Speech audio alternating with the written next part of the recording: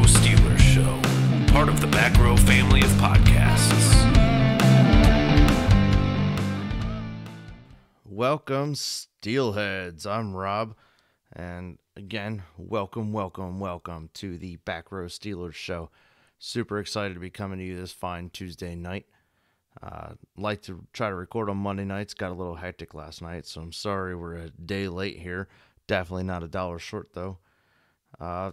First and foremost, let's get into some things. Subscribe, rate, and review this podcast, guys. It's really going to help me out. It's going to help out the brand, as it were, quote unquote. I think it'd be really cool if everyone got out there and was able to do that for us. So subscribe, rate, review. Any constructive criticism is always welcome. I would appreciate any inputs. It will definitely help me out, and hopefully I can get you a better product as we continue on with this awesome podcast. Today we're going to talk about some Steelers news and a little implications for what everything means for the team. And I'm going to talk a little bit of fantasy too, just about maybe some target things and stuff like that for the wide receivers and running backs, and seeing what kind of projections we're looking at for them.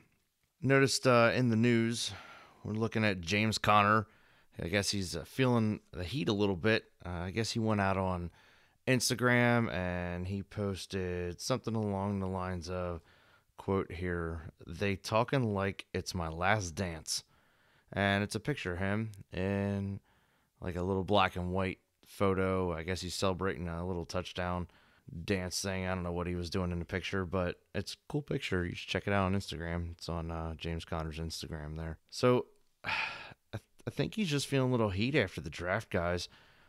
They went out there and they picked up Anthony McFarland out of Maryland. We talked a little bit about him last week, and maybe feels a little bit threatened. The running back room is getting a little deep there in Pittsburgh. You're looking at Pittsburgh has drafted, let's see here, since 2017 when James Conner was taken. They've also gotten Jalen Samuels, Benny Snell Jr., and now Anthony McFarland. And honestly, like, if I were him, I might be feeling a little threatened too. It's almost like the organization doesn't have a full faith in him, and we discussed his injury history here before, and I think maybe he just feels like he's healthy, and maybe the Steelers organization is not necessarily backing the fact that he is healthy. So I guess we'll see what happens. We're looking at a little bit of an issue where I think he may feel threatened for being a prominent, like, 3-down back here. And the truth of the matter, everyone, is that most teams are getting away from having just that one solid guy that they use all 3 downs. You want a guy that you can put in there for 2 plays, first, second down, and then sling some sort of speedy pass-catching back out of there in the backfield so he can run out there and get you maybe some short yards for the first down, and have the wide receiver stretch the field, be able to pass to a more pass-catching back. I watched some more film on Anthony McFarland, and I was watching him, and I was like, oh, this is kind of like and it's kind of a weird comparison, but maybe a little Alvin Kamara light. I don't think he has the skill set like developed as much as Kamara did, or currently does for that matter. But Anthony McFarland definitely poses a threat in the passing game, and that's definitely going to take away from James Conner being the go-to guy all the time. Now, I'm not over here advocating that McFarland's jumping Samuels or Benny Snell in the depth chart, and the depth charts definitely do. I was looking at the Our Lads website, if you guys haven't checked it out. If you're curious about the Pittsburgh Steelers depth chart and who they have playing what position, that's usually my go-to. I like their website a lot. So I just literally Google Steelers depth chart and click on the Our Lads link, and for the most part, it's always pretty accurate. I don't really think anyone has any objections to that, and it seems to be one of the top links that always pops up. So over the last few years, that's what I've used, and their depth chart has our running backs listed as James Conner as our number 1 running back, obviously, then Samuels, then Snell, then McFarland. Now, it is way too early predictions for a depth chart, and it's safe to say that Conner has this thing locked down, but the next three behind him, that's going to kind of shuffle around a little bit. I honestly feel after some camp things happen, hopefully with this COVID going on and preseason games happening. I read somewhere the commissioner is talking about we're going to execute no matter what, and whether or not that's with or without fans, and there's a whole bunch of stipulations and different things that teams are working on. I haven't really heard much about entrances into the Steelers camp and stadium and all that. I know there's some slippage with Miami talking about how they're working on different entrances so they can do some social distancing type things and stuff. So I don't know what's actually going to happen with the season, guys. And with that being said, coming back full round to James Conner, I don't necessarily know that not having a preseason workout type thing is going to help any of these guys. So it could just be a open who's got the hot hand when the season actually starts. So we'll see what happens. Some other things that may affect our running situations is going to be Randy Fichtner, the offensive coordinator. There's a lot of up and down about him, and I was reading different articles about things he's done and a lot of gripes, moans, and complaints about him. And I think the guy does an okay job. I wouldn't say that he is the best offensive coordinator out there. He is very predictable, likes to run a lot of the same plays over and over and over again. And that kind of gets tiresome, and it doesn't allow your star players to really shine. So star players, like we're getting to the point where we're chock full of offensive weapons, and maybe we don't have the offensive coordinator to use it all right. I don't know who that offensive coordinator would be that we could go out and grab, but Randy Fichtner is just kind of hanging out here, and hopefully he's got a good plan for all these guys for the season coming up.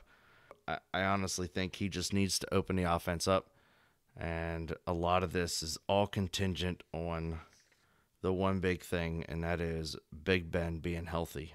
With Ben Roethlisberger still kind of working his arm and he's saying he's ready to go and he's excited and good to go for the season.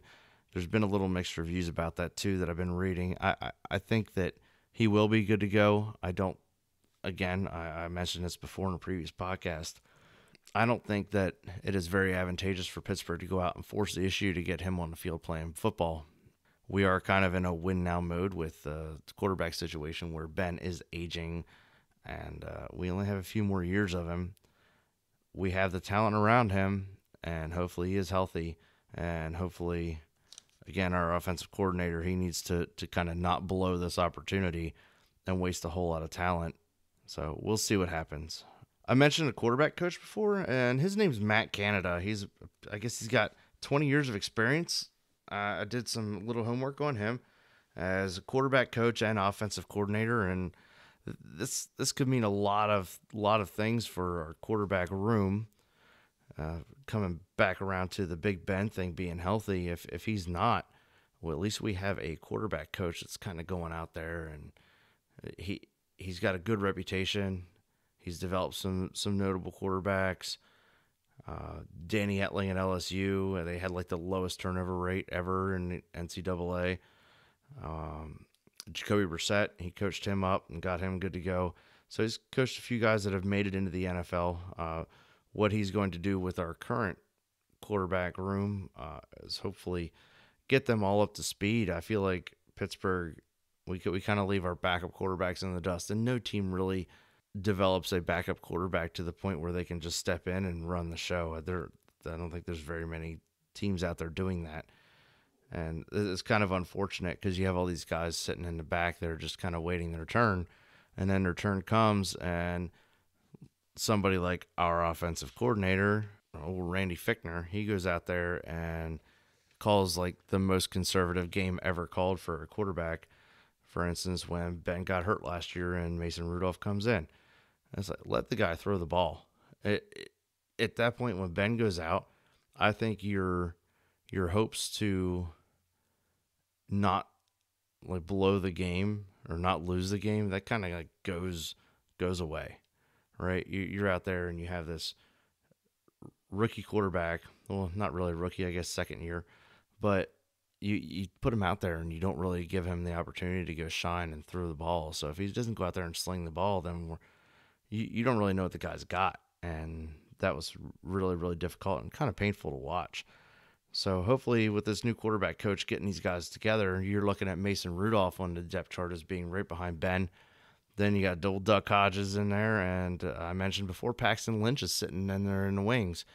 Maybe Paxton wasn't developed well before, and maybe this Matt Canada can do it. And I'm not going to sit here and make a whole bunch of empty promises that that's the case, but I feel like we actually have an opportunity to develop some quarterbacks and make some waves as far as developing somebody behind Ben and making sure that we are ready to back him up or potentially have Mason Rudolph start the season if Ben can't go.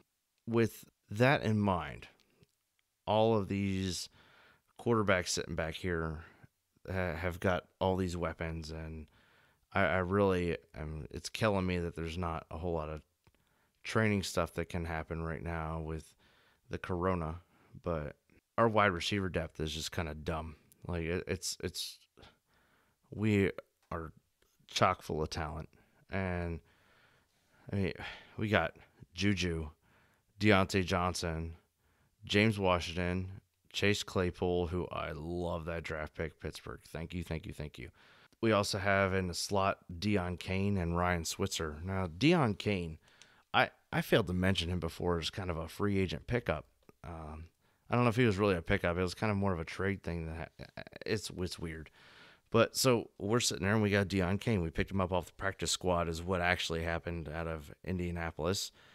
And this guy was a high-profile recruit. He was really, really good. And I think he suffered an ACL his first year there in Indianapolis, and he never really got his motor going after that. So maybe he was a little on the defeated side. Indianapolis was kind of going through a little thing with their wide receivers too, and I don't know that he got all the attention he needed. Well, he came here to Pittsburgh, and he's ready to go. He said he's ready to contribute. He has athleticism like nobody's business, and I feel like he's going to be a huge success here in Pittsburgh. The problem with having this deep of a wide receiver core. Now, I'm going to lean on some fantasy points here. If you guys, for you all that play fantasy football, fantasy implications for Pittsburgh this year, we're looking at kind of a tough situation because we have so many weapons. The big thing with it is that we are really, really set to play football. However, it's going to hinder our fantasy values because of how many good players we have. You're going to look at, we have wide receivers out here, the target share is going to be split. I mean, besides Juju being our number one wide receiver, you're looking at everybody else that's also a really good receiver going to be taking targets. Now you throw in some other players like Vance McDonald and Eric Ebron. You have Vance and Eric Ebron in there, and these guys are also going to command some targets. Ben likes to throw to tight ends.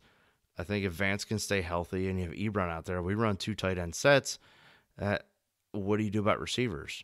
When we got, 1, 2, 3, potentially 4, 5 other receivers, 6 other receivers maybe. I can't see Ryan Switzer beating out Deion Kane for the slot position, but we'll see.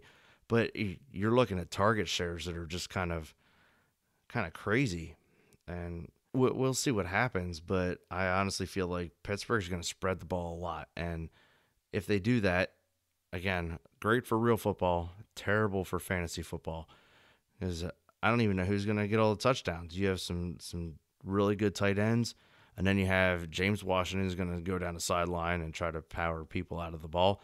But then you got Chase Claypool, who honestly is, was it behind the steel curtain? I don't know if you guys read any of the articles from a lot of the Steelers websites. I kind of glanced at this one from behind the steel curtain, and they're comparing Chase Claypool to Martavis Bryant. And their metrics, honestly, were really, really similar. Martavis Bryant, apparently he ran the same 40 time, and his vertical was like an inch less, and I think his broad jump was an inch or 2 less. So Chase Claypool maybe just slightly bit more athletic than even Martavis Bryant was. If he can go out there and bully some corners, I think that we're looking at a guy that's just going to power over people, and he's a safe target for Ben to throw to when we want to go a little deeper down the field. So there's targets there that are going to happen. And then Deontay Johnson, let's not forget what he did last year. He showed up. He was a rookie, and yeah, Juju was in and out and kind of hurt, and Deontay had to step up, but man, did he ever. That guy's going to command some targets too. He's a hell of a route runner, and him and Juju are going to take a lot of the coverage away, but you're looking at Ben having to go all over the field with the ball. And that's not a bad thing because it keeps defenses on their toes. But again, fantasy implications, kind of temper your expectations for what you're going to get out of these specific receivers in Pittsburgh this year. The tight ends, honestly, like you can probably count on a good, I don't even know, probably 5 to 7 touchdowns from each of them, just because there's both of them on the field. They're both athletic, and they're both monsters in the end zone. So between Vance McDonald and Eric Ebron, you're going to see probably about 14 touchdowns from the two of them combined. So I was hoping to hold off for a little bit to discuss or to do this podcast, hoping that our regular season schedule would come out. Looks like it's going to come out here sometime this week, which is kind of cool because that gives us some material for next week to cover. I'm pretty excited about that. Our schedule, we know what teams we're going to be playing. We do not know what the actual schedule is, but I'm going to go down and hopefully break down what the schedule looks like, do some win-loss projections. You know, Pittsburgh's going to go undefeated this year, so I guess win-loss projections we don't really need to do, right? Hey, we are on Twitter. I wanted to discuss this a little bit. I'm on Twitter, and I had a profile before where I was on there as Dynasty Rob.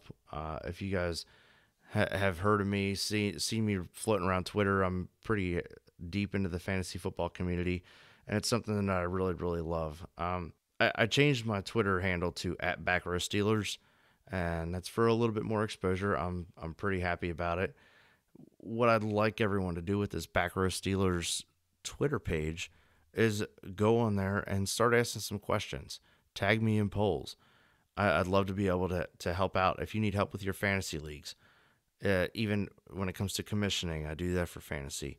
If you have questions about the Steelers, first and foremost, questions about the Steelers, send them my way. I can get some opinions from some other Steelers fans that are podcasters and other people in the community. So I'm looking forward to it. So @Back Row Steelers, go on there, load me up with some questions.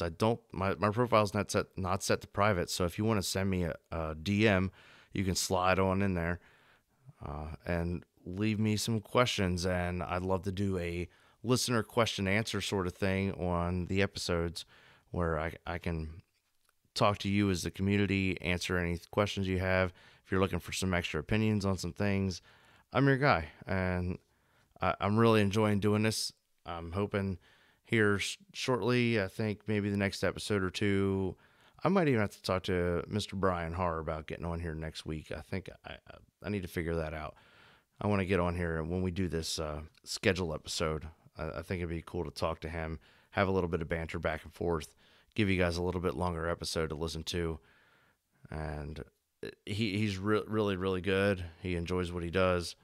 And yeah, I'm looking forward to getting that to you. So with all that being said, I'd like to thank everyone for listening. We are the Back Row Steelers Show. Again, go ahead and rate, review us, hit that subscribe button. Every download matters. Every comment counts. Every rating counts. Go on there. Do what you got to do. Leave me a cool message. Talk to me on Twitter. And yeah, thanks a lot for listening. And we will see you next week. Right before we go here, I just want to give a shout out to the late, great Don Shula. Thanks for recommending Chuck Noll Sr. all those years ago. We owe 4 rings to you, bud. So thanks again, and rest in peace, Don. Thanks for listening. See you next time on the Back Row Steelers Show.